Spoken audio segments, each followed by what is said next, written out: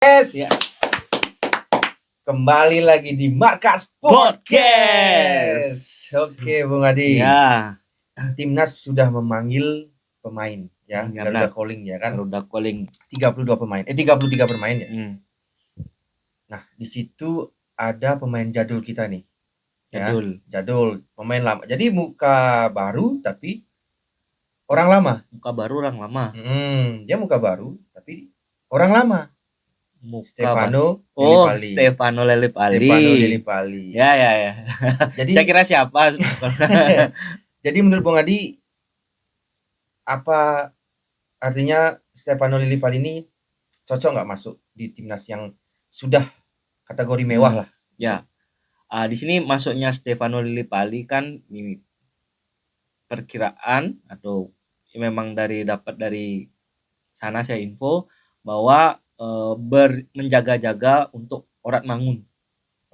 Ya, karena Orat Mangun kita tahu kena sebuah virus ya. Sakit gitu. Ya, sakit lah kita bilang, yang sampai di klubnya pun dia tidak dapat jam bermain. Udah lama loh itu. Ya, itu lama banget loh. Ya, kita juga itu juga virus sakitnya itu tidak dipublikasikan. Ya, dibilang cuma kena virus saja. Ya, jadi tidak adanya Orat Mangun. Jadi ada beberapa juga pemain selain Stefano Lillipali yang dipanggil ya kan. Jadi kalau menurut saya sekarang kan tergantung Patrick Kluivert. Jadi kalau Patrick Kluivert menginginkan pemain dengan gaya bermainnya Lillipali, kita ketahui juga gaya permainan Lillipali nggak jauh beda dengan Orat Mangun ya, menyisir ke samping, ya kan. Di Bali United, di Borneo dia kan seperti itu kan permainannya, winger. Ya winger lah kita bilang, striker yang agak menyisir ke samping ya. Jadi kalau menurut saya pantas, nggak pandai ya pantas, karena Stefano Lillipali kita ketahui ya dulu ya kita ketahui waktu SEA Games membawa kita meraih poin juga dengan gol-golnya, juga sudah pernah membela timnas. Zaman Sintayong juga pernah kan? Ya, zaman Sintayong juga pernah dipanggil walaupun tidak banyak dapat menit bermain. Ya. Mungkin ada sesuatu dengan Sintayong, ya kan? Terlalu banyak gimmick gitu. Ya, zamannya Sintayong kan gimmicknya luar biasa kan. Ya karena kita ketahui Sintayong kan memiliki kedisiplinan dan berbagai macam ya kan kebijakan dia sendiri. Nah, sekarang saatnya Stefano Lillipali menunjukkan bahwa ia pantas untuk membela timnas dan masuk skuad melawan Cina. Walaupun usianya sudah tua kan? Ya, kalau menurut saya usianya Lillipali dengan kontribusinya ya masih oke lah ya. Masih oke. Padahal sebenarnya di sisi kiri itu kita ada punya Den James loh. Ya, ada Den James, tapi Den James ini kan lebih ke bertahan ya Bung Tangkas. Jadi ini kan kita perlu menyerang karena kita perlu meraih poin.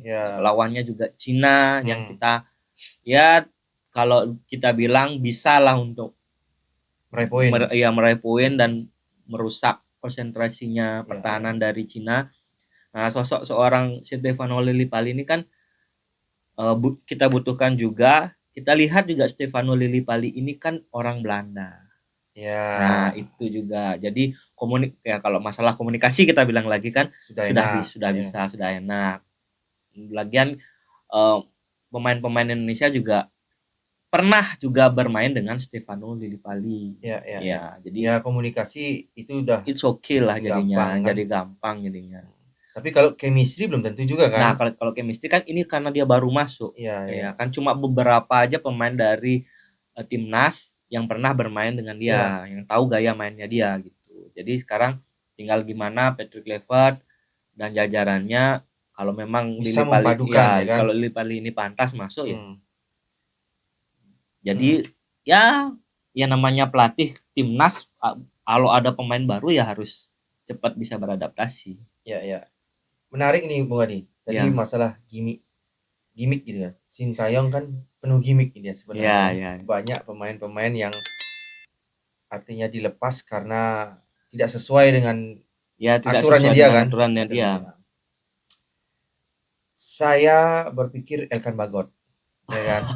Yang awalnya dulu dia kan pernah bergimik itu sama si Sintayong kan. Sintayong. Tapi tidak terduga sampai sekarang pun gimik itu masih jalan. Nah, menurut Bung Adi gimana? Sampai nggak masuk di timnas loh. Ya, ini bukan lagi apa ya saya bilangnya. Ya biar netizen aja yang gini yang menyimpulkan ya. Saya tahu sih sebenarnya. Ya cuma saya kasih nggak mau nih. Ya, saya kasih ininya aja lah, poin-poinnya aja lah. Oke, gini Bung Tangkas. Saya sama Bung Tangkasnya kita berlogika aja ya. Ya kan? Oke, berlogika artinya aja. Netizen biarkan menyimpulkan gitu. Sendiri, ya. Oke. Jadi gini. Elkan Bagot. Kita ketahui Elkan Bagot, siapa sih nggak tahu kualitas Elkan Bagot? Ya kan?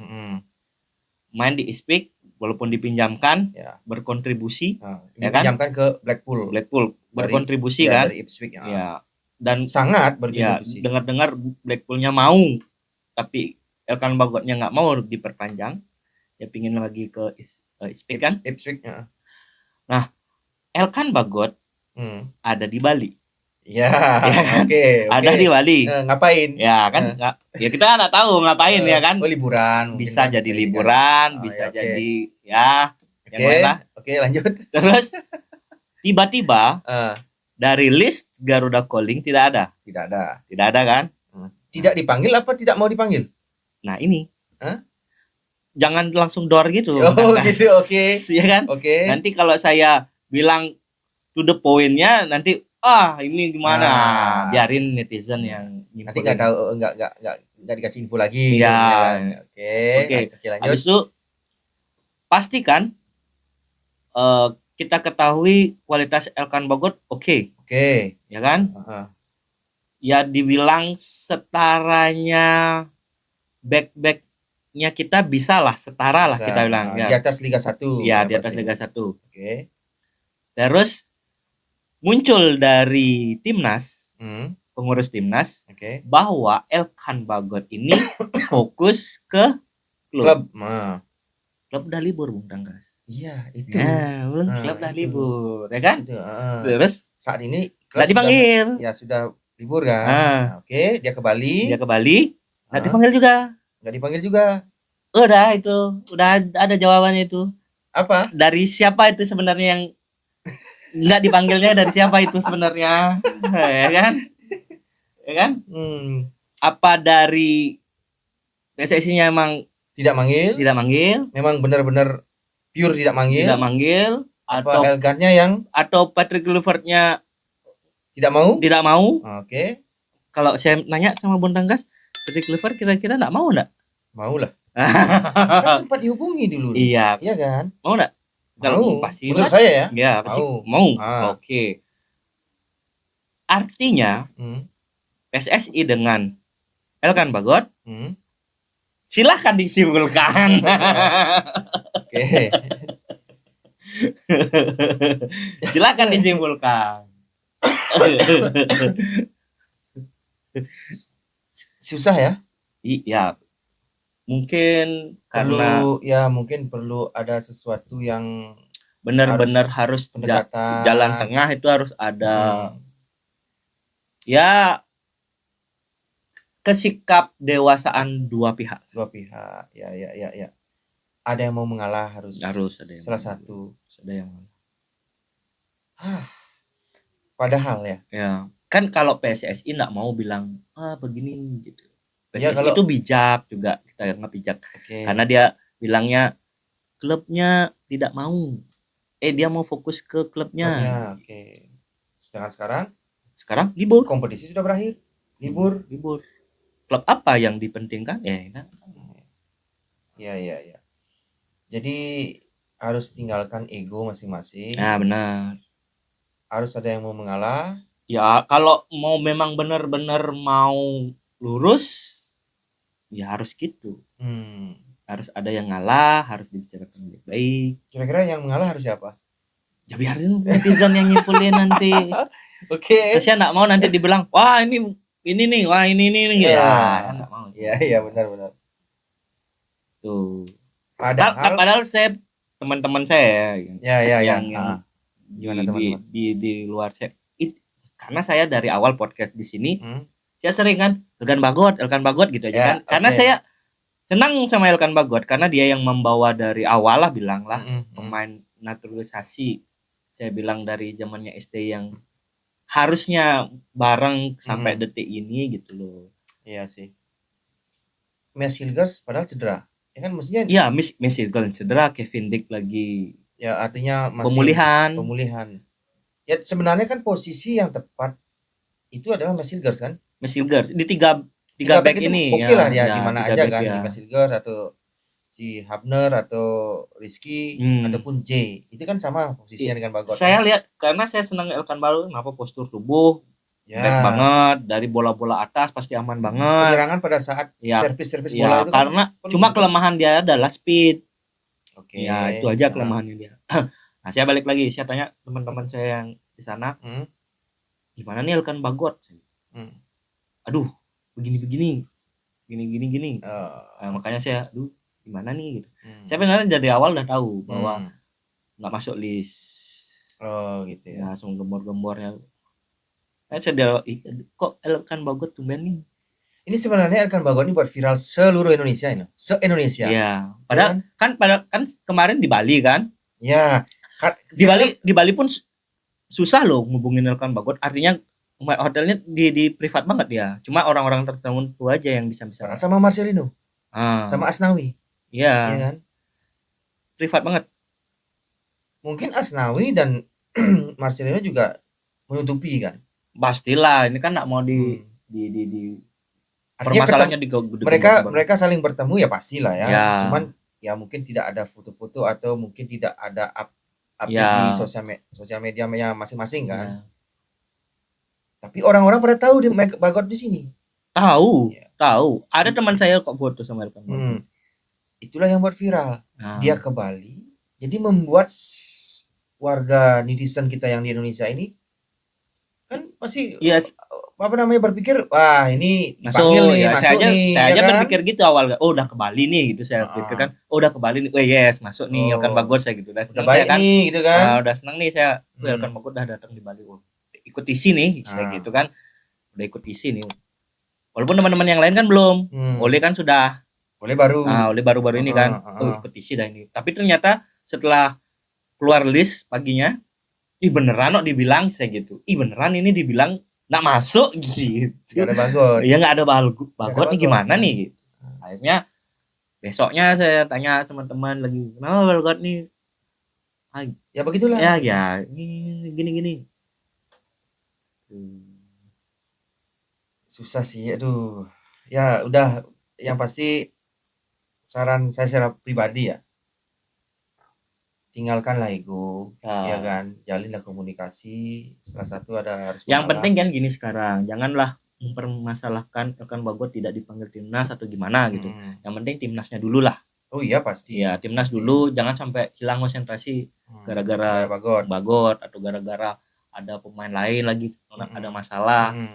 Yang gembor-gembor kan juga mempertanyakan nasionalisme Mes itu lagi, ya kan? Ya memang Mes ini nggak bisa karena memang dia cedera. Bagot lagi bagian kan Mes ini memang cedera dia dari pertandingan kemarin dari cedera, nggak bisa ikut, bukan gara-gara Mes takut ke GBK, bukan. Nah kalau ngomongin Bagot, ini banyak loh orang yang bertanya, ini nasionalismenya Bagot ini seperti apa? Gitu loh. Kalau dibilang nasional, kok seenaknya, artinya bukan seenaknya ya, artinya tiba-tiba bilang fokus di klub lah atau apalah begitu kan, tidak hadir di timnas. Emang beneran dia fokus di klub? Ya kalau pada saat pertandingan Liga 3 itu kita bisa terima, ya kan, karena memang klub lagi main. Nah sekarang itu kan tidak bisa diterima ini. Iya. Dan kayak membohongi anak kecil jadi ya. Bener gak? Ya kan? Ya udahlah, yang penting timnas kita sudah utuh sekarang, sudah ada panggilan bahkan 33 ya. 32 per 33 itu. Kiper aja ada. Kiper pun ada muka baru loh. Muka baru. Kipernya PSM kan. Iya, muka baru, tapi memang kualitas bagus kemarin di Liga 1 ini bagus. Kalau dibandingkan Sirius Margono mana bagusan? gini Bung Tangkas. Kalau membandingkan ke Sirius Margono, kita nggak tahu kualitas Sirius Margono. Karena dia di Liga Kosovo kan. Liga Kosovo. Terus untuk menyaksikan dia langsung susah. Di media pun Liga Kosovo kan jarang disiarkan. Jadi nggak bisa membandingkan dengan beberapa kiper yang lain. Hanya pelatih yang tahu. Nah, Itu ya benar. Nah itu karena staf pelatih lah yang tahu. Di kiper ada muka baru. Dan sisanya masih seperti dulu lah ya, ada Yakob Sayuri kan itu, masih Egy juga. Egy kan memang sebenarnya dipanggil terus, cuman kemarin itu pada saat Bahrain itu kan cedera. Yakob sama Yance juga cedera pada saat dan sekarang dipanggil lagi. Gini Boni, sekarang dipanggil 33 pemain, ini akan dikerucutkan lagi menjadi 23. Ya. Tiada hilang 10 lah. Ada hilang ya mungkin 10 ya. 10 ya. 10. Kira-kira siapa Bang Adi? Paling yang kemarin dipanggil sama ST aja ya. Kemarin dipanggil sama Patrick Kluivert aja yang dipertahankan. Ya, yang mungkin penggantinya Rat Mangun bisa Lili Pali atau Egy Maulana. Terus sisanya kan sama lah kalau dari segi back. Yance gimana persentasenya nih? Yance kemungkinan bisa dipanggil karena kita kehilangan Kevin Dick. Kita kehilangan Sandy Walsh. Kalau nggak salah kan di kiri dia kan? Sayap kiri enggak? Bisa kanan ya. Bisa kanan juga bisa ya? Kanan. Yakob? Ya, itu kan Yakob bisa kanan, bisa kiri, bisa depan. Nah, itu saya bilang kita kehilangan Mesilkers. Kita kehilangan Sandy Walsh bisa jadi. Karena Sandy Walsh memang kemarin cedera. Cedera ya benar, tapi memang belum dicoret nih. Belum dicoret. Terus kita bisa kehilangan Kevin Dick yang baru pemulihan. Jadi kan buat berjaga-jaga. Tapi kemungkinan Kevin Dick sih aman sih. Ya. Karena kan kemarin itu dia udah latihan dia kan sama Kopenhagen walaupun terpisah. Ya. Nah, sekarang untungnya nih kita bilang untung kasihan juga kalau kita bilang Emil Alduero bisa bergabung karena nggak lolos dia. Ya. Kasihan juga bukan artinya, untung ya memang takdir untuk membela timnas berarti. Artinya kita kan tidak mendoakan dia tidak lolos ya kan. Artinya ya susah ngomongnya. Iya. Dikira kita mendoakan aja ya kan? Itu kan berarti memang ditakdirkan. Ya, ditakdirkan untuk hadir di Bali dengan cepat. Dan kiper pun mungkin Nadio masih dipanggil untuk perlawan Cina ya. Nadio sama Hernando pasti dipanggil. Iya. Sebagai pelapis. Nanti kalau waktu lawan Jepang baru kita kan Martin Paes sudah bisa. Kan cuma sekali aja pertandingan. Marcelino pun juga bisa main. Iya. Ada lagi perubahan. Martin Paes pun juga sebenarnya dipanggil kan. Ya. Cuman memang tidak bisa hadir pada saat melawan Cina aja. Jepang saya rasa kembali dia menjadi inti kan. Ya belum tentu. Iya sih. Ya kalau tergantung Emil lagi ya bagus, yang lebih bagus, terus staf pelatih lebih suka, kan nggak tahu juga. Iya benar sih. Ya. Berarti ketika Emil lawan Cina dia bagus mainnya, itu kan harus ada serangan dari Cina. Dan kita tidak berharap Cina itu menyerang, Bung Adi. Tapi kan antisipasi bolanya, Bung Tangkas. Ya, makanya. Kalau ada kemulut saya berharap Emil itu duduk manis di depan gawang. Karena tidak ada serangan. Iya. Kita serang terus gitu kan. Dan kita menang telak. Harusnya menang telak ya. Ya, kalau mau mempermudah jalan menang telak. Gini aja Bung Adi. Prediksi dah sekarang. Prediksi melawan Cina dengan pemain kita yang sebenarnya tidak sempurna.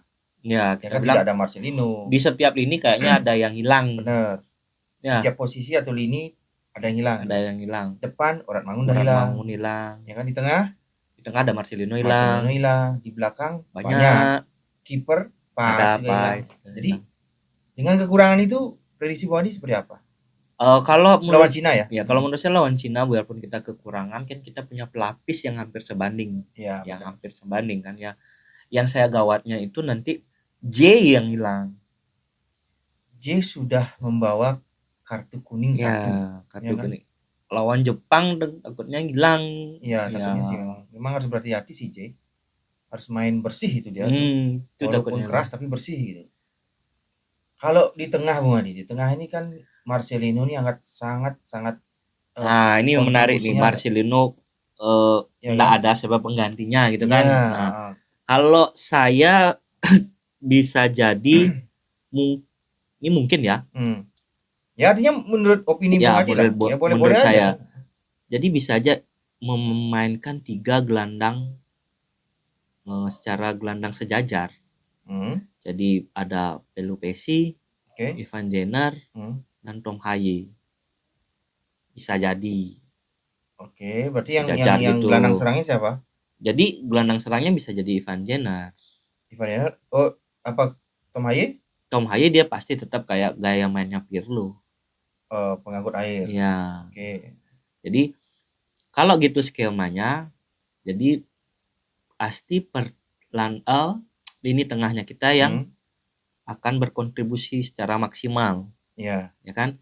Nah, seandainya beda lagi kasusnya bahwa Eliano Rangers yang bisa dimainkan. Beda lagi. Nah, sekarang menurut pelatih aja sekarang. Nah, kalau menurut Bung Adi siapa yang akan menjadi penggantinya Marcelino nih? Kalau saya bagusnya ya. Kalau menurut Bung Adi? Ya, bagusnya ya Ivan Jenner. Ivan Jenner ya? Ya. Jadi Ivan Jenner itu menggantikan posisinya Marcelino. Iya, Marcelino. Oke, 2 jangkar di tengah itu tetap Joy, Pelupesi dan Tom Haye. Ini formasi 4-3-3 beda gaya aja. Beda gaya aja ya. Ya. Kalau belakang sebenarnya sih tidak ada. Yang masalah adalah back kanan. Wing back kanan. Ya. Ada Kevin Dick yang Kevin masih ya bisa bilang ragu lah ya. Dua-duanya yang meragukan yang biasa tampil. Sandy Walsh dan siapa namanya? Kevin Dick. Ya kan? Kemarin kan maunya Messilgers. Karena dia cedera juga. Nah, kemungkinan adalah Jakob. Kalau enggak ya Eliano. Nah, tim Gerasa Gerusu. Siapa? Asnawi.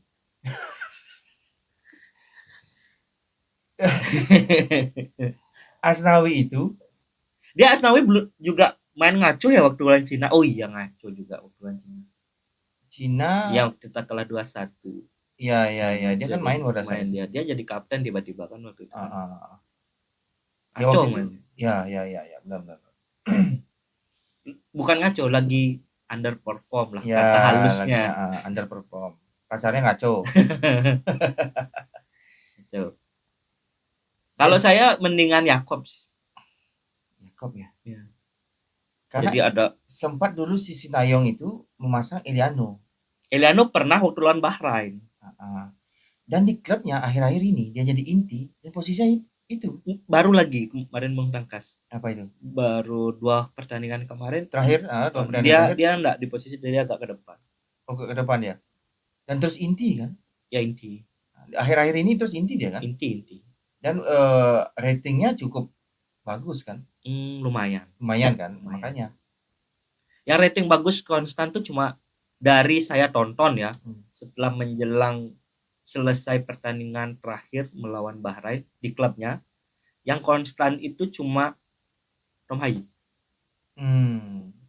Kalah menang ratingnya bagus. Ya, ratingnya bagus. J juga ya kan? Kalau J ada kemarin yang dia kurangan waktu kalah lawan Cagliari, dia ratingnya 6 lah.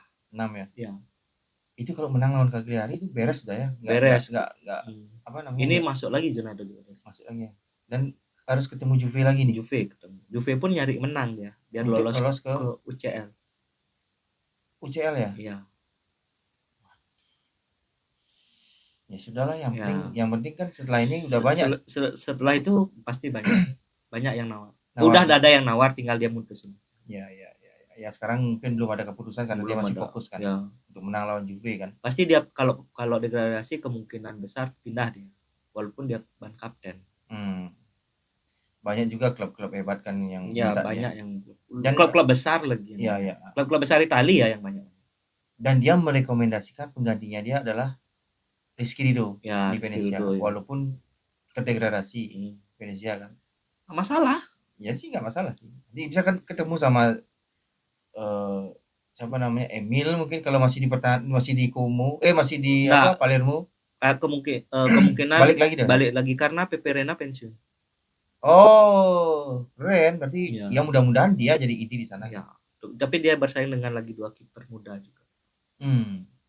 Ya tapi dari segi pengalaman kan ya Emil kan di Sampdoria, Juve, Inter ya kan. Inter pernah, Juve juga pernah. Pernah juga kan. Juve, Sampdoria, Inter. Terakhir Palermo dia inti. Ya inti. Ya kan. Dan hampir promosi kan. Kalah lawan Juve Stabila. Iya, Juve Stabila. Itu Juve Stabila namanya apa? Juventus Stabila. Juve Stabila. Stabia ya. Enggak situsnya ya? Nah, Juventus. Juventus cuma Juventus tuh ada 2, Juventus dengan Juventus Next di Serie C. Oh, di Serie C ya. Oh, itu tapi punya Juventus juga. Punya Juventus. Oke, Bang Adi, mudah-mudahan Indonesia mampu. Oh ya, terakhir prediksi skor, Bang Adi. Nantilah, kita kan gini lagi. Ya, oke. Tapi untuk saat ini dulu. Siapa tahu nanti berubah lagi kan. Menang. Berapa? 2-0. 2-0. Oke. Kalau 2-0 udah enak itu. Udah lolos round 4 kan? Ya, lolos. Iya kan? Pasti lolos round 4. Lolos apa sih ya? Yakin kan? Yakin lah harusnya. Nah, itu yang nanti kawan kita lagi bahas.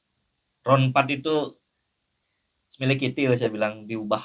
Enggak, kalau menurut saya berapa sih lolos? Ini kan diundi nih. Apa? Tuan rumah round 4. Ya kan diundi. Bukan kan pakai enggak diundi sekarang jadi. Oh, diundi jadinya. Bukan diundi, sorry. Salah saya.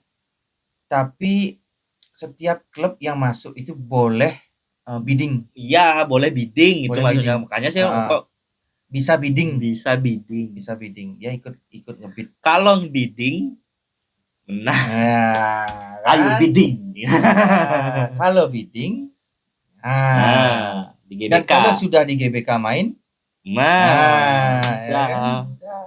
Amerika udah Bahrain aja ketar-ketir, takut Bahrain. Oke, Madi, terima kasih Madi. Ya, saya Tangkas. Saya Adi. Ciao.